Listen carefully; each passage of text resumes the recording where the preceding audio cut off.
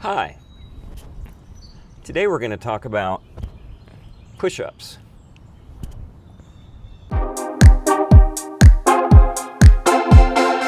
Hi, I'm Jason Pierce. I'm a personal trainer. Today I want to talk about push-ups, why they're good for us, different ways you can do them, and then a trick that I learned to get better at them, finally, at 55. First of all, a push-up is one of the most basic exercises you can do. And the benefits of them are obvious for your arms, shoulders, and chest.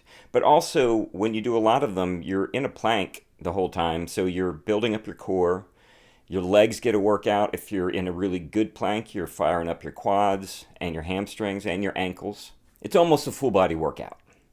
And again, it's incredibly easy to do. It's very efficient because you just need you on the floor. So the basic push-up, there's two ways of doing it. There's the wide arms way, but I prefer, and most people prefer, bringing your elbows in, and it's more of a tricep push-up. You get more of just your chest when you have your arms out wider, and more of your triceps when it's narrower. But there's benefits to doing both of them. So, not always doing the same one. You can vary it a bit. Of course, if you can't do a push-up on the ground in a plank on your toes, you can always drop to your knees. And as long as you keep your core tight and you're in a straight line, that is also great.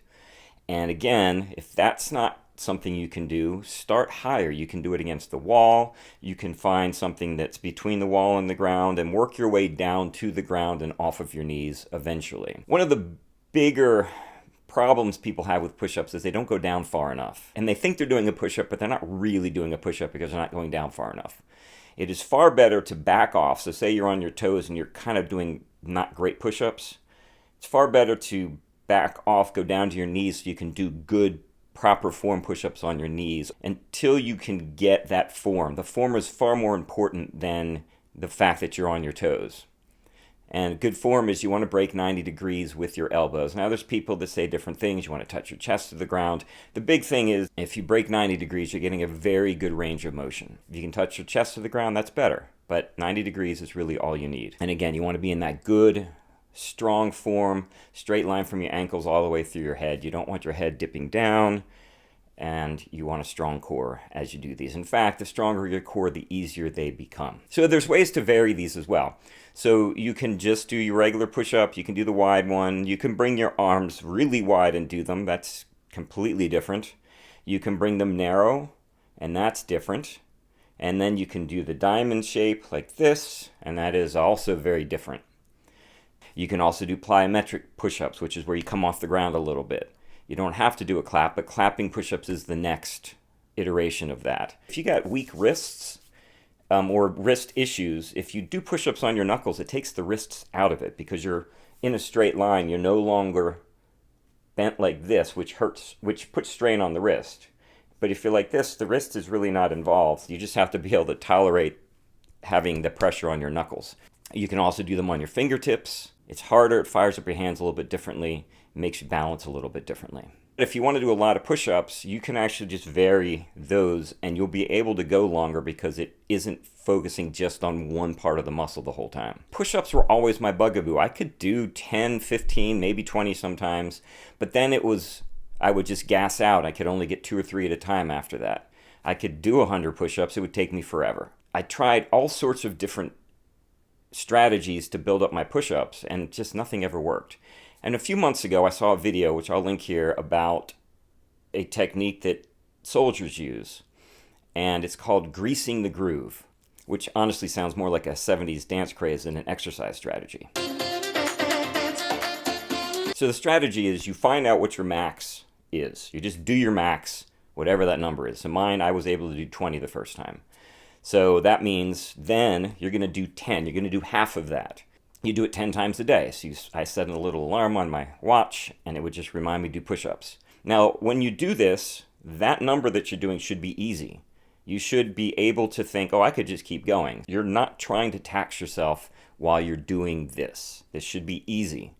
You're building up muscle memory. You're building up just your body getting used to doing this exercise. And then the theory is you keep doing this until eventually you can do as many as you want. You want to work your way up to doing 50 push-ups?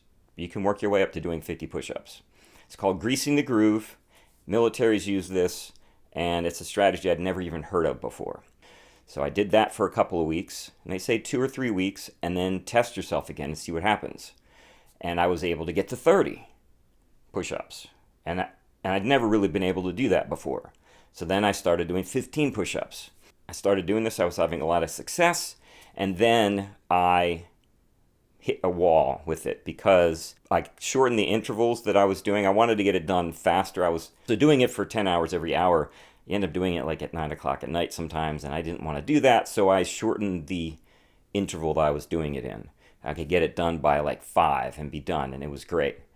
However, I noticed pretty quickly after about a week of that I was in severe pain when I was doing them.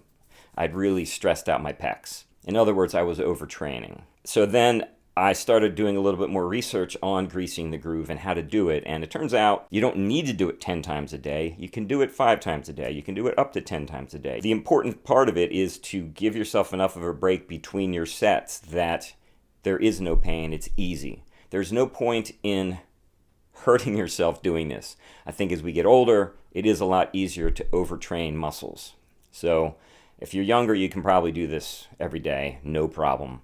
But for me, I had to back off. So I'm plateaued at 30, but I'm going to keep doing it with a little bit more awareness of how to do it and do it properly. My goal is to be able to do 40 or 50 at a time. So I'm going to keep doing this throughout the year, and I'm going to try to build it up. In December or January, I did 50 push-ups to show my clients how hard it is for me to do push-ups so they don't feel bad about when they're doing push-ups.